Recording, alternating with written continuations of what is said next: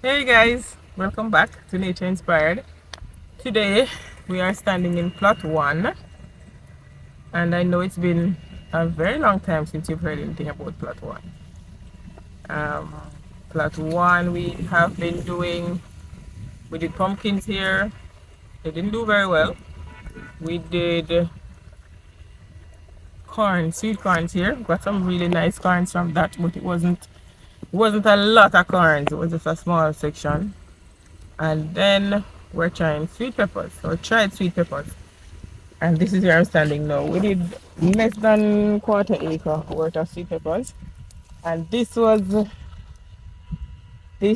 got a tin of seeds for $2,400.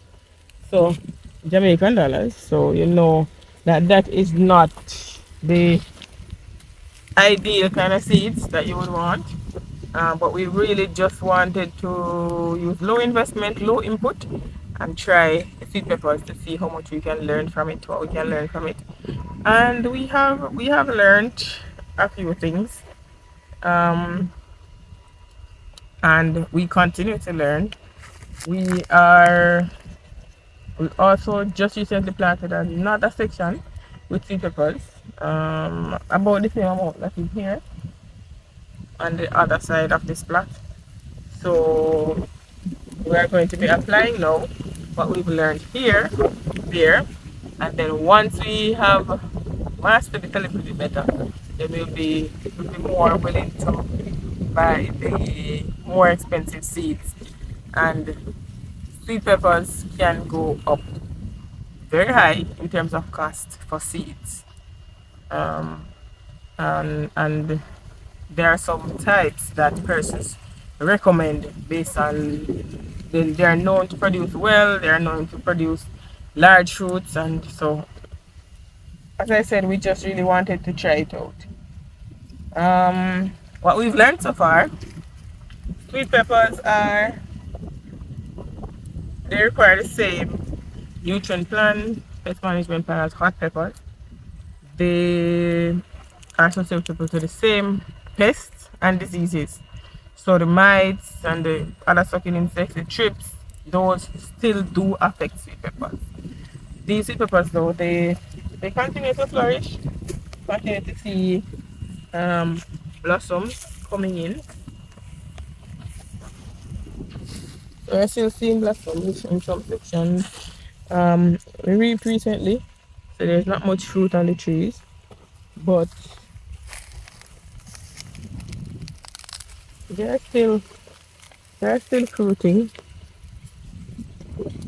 Um, and they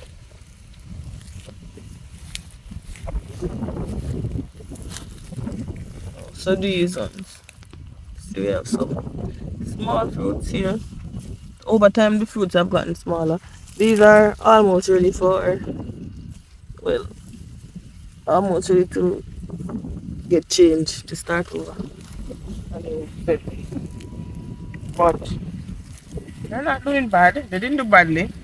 We got an assessment recently. From that assessment, we realized that there were trips. What else? Mite, evidence Mites. of mites, and a fungus in the field. Um, and one major thing that caused us to lose a lot of fruits in the beginning,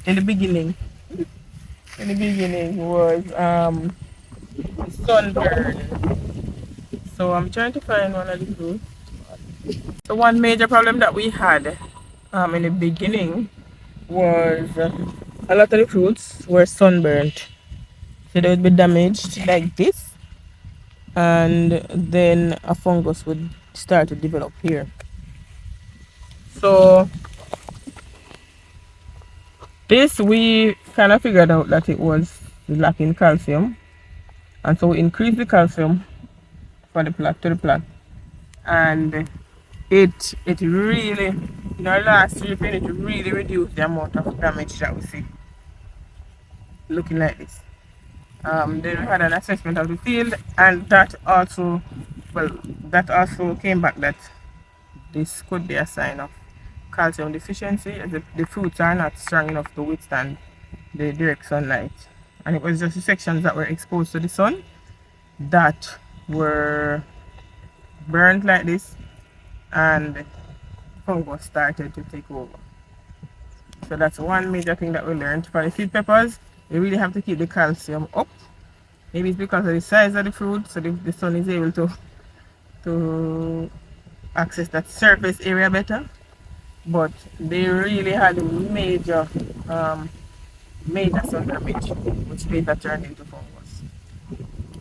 One other thing that we did was we planted along. If you look, you can see the old sweet corn trees, but these were planted along the plot on both sides. Um, we were trying the barrier crop method. Um, Keep in mind that they usually recommend the, The native the corn. native corn, not the sweet corn. But anyway, we had some sweet corn seeds, so we put them at the side. And a major problem with that was the worms from the sweet corn, like they started to infest the peppers. So we lost a lot of peppers with just the perfect example. The worms eating into the peppers. So sometimes you pick a pepper, it looks so good outside, and when you realize inside it's fully eaten out by the worms. And these are the worms from the sweet corn.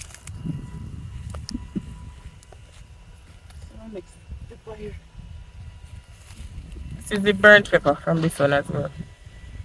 So we had to throw away all these peppers, and it was a good amount. Um, but the corns and the worms, that was a major challenge because a lot of the fruits were eaten up by the corn worms. So we won't be putting sweet corn next to any sweet pepper anytime soon. Or pepper.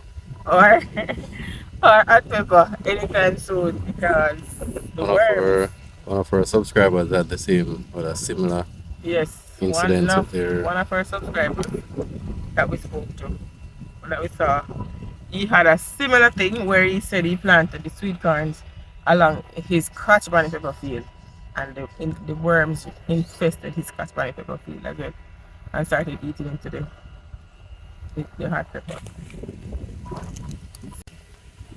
So as I said, these sweet peppers, they seem to be affected by the same pests and diseases as hot peppers, but it seems as if they are easier to treat than with the hot peppers.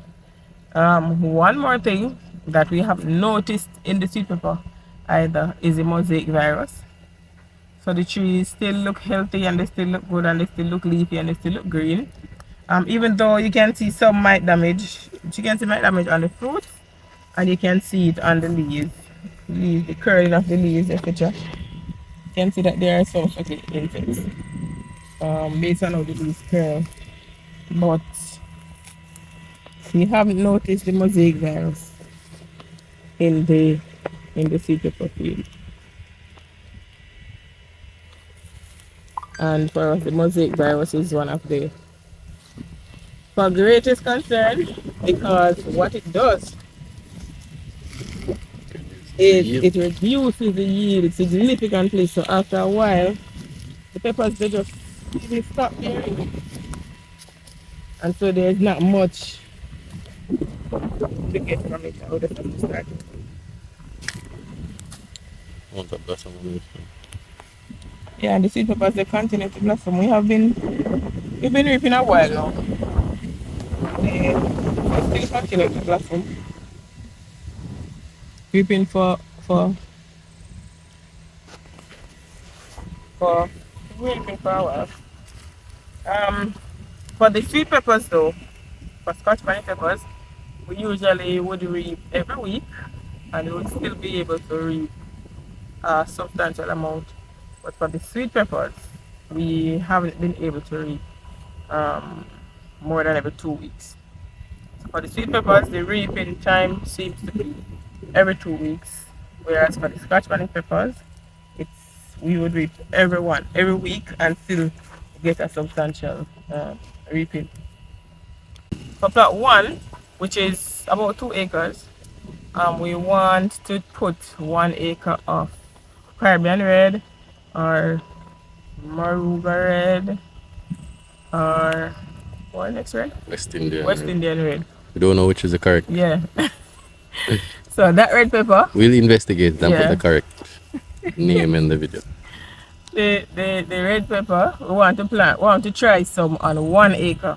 So currently we're clearing that 1 acre to try to put that there. Um, the thing with that though, we haven't been able to get a tractor to re-prepare the land. So we'll have to plant it without plastic mulch because we don't want to mulch it and it's not plowed again. So we're going to have to plant it without the mulch and then deal with the weeds at that point. So we're not looking forward to that part. But we really are looking forward to see how those peppers perform. We're told that they are less susceptible to many of the pests and diseases than Scotch bonnet. And they also less susceptible and they bear much more fruits. The fruits are heavier. Well, and the fruits are heavier. So looking forward to that and we'll keep you posted on that as we move forward with it. The one of the main concerns that we had in planting the Maruga red Had. had Yeah, I want to emphasize the had. one of the main concerns that we had was being able to plant it alongside the sweet peppers. Now, somebody who has much experience in this area, big up Fat Joe, um, told us that we were concerned about cross pollination. So he explained to us that that is not how cross pollination works. Cross pollination, well, and we went ahead and did some research for ourselves, and we found out, and we don't agree with him, that Published material. yeah, published material, peer-reviewed material, Yes. so good academic stuff. That cross pollination. All right, let me try to explain it now. So cross pollination doesn't affect the fruit of the current crop. What it affects is the seeds. So, according to what we've read, how cross pollination works. So, if you have sweet pepper in one section and hot peppers in another, yes, Like they, they would. they can fertilize each other. And so, sweet pepper can mate with a hot pepper, right, and produce a fruit. However, if that happens, the sweet pepper fruit won't be hot. The fruit will not be hot. The challenge with cross pollination now is if we seek to use the seeds from the sweet pepper that was cross pollinated to then replant those seeds. That is when it is a possibility that you could get a hot sweet pepper. Right? So the cross pollination, it's not if you plant two crops close by that the fruits will know, like a Scotch bonnet pepper won't turn red because we planted because beside a Maruga red. The fruit on this plant won't turn red because the plant, the mother plant, is responsible for the fruit that it produces. The challenge now is if we plant Maruga red and Scotch bonnet next to each other, they cross pollinate and then we take the seeds from the Scotch bonnet to plant again. You might get Maruga red from that, or you might get a red Scotch bonnet. Or you can get a yellow Maruga or West Indian Or a hot sweet pepper. or a hot sweet pepper. So the cross pollination is only if you plan to reuse the seeds. It's not if you just plant to reap the fruit. The fruit won't become hot or anything like that. So now we're more comfortable trying the hot pepper next to the sweet peppers. So we're well aware that this could become a controversial topic. So we welcome the comments, we welcome the discussion, and we at this stage are just trying to bridge that gap between research, experienced farmers and our own experiences to find and to solidify our own methodology in terms of farming peppers, because that is really where we really want to learn as much as possible. And so we've been farming 2 years, 2 years, and the knowledge that we've gained so far, the experiences that we've gained, the persons who have shared their experience has been massive in terms of where we are now. And even just having a conversation sometimes can direct you to where you need to read some more on or what you need to explore. And so we are always open to the comments, open to your reviews. Share an article, share the link to a research paper. We'll read it. And yeah, continue to like, share, subscribe. And thank you always for watching our videos. See you soon.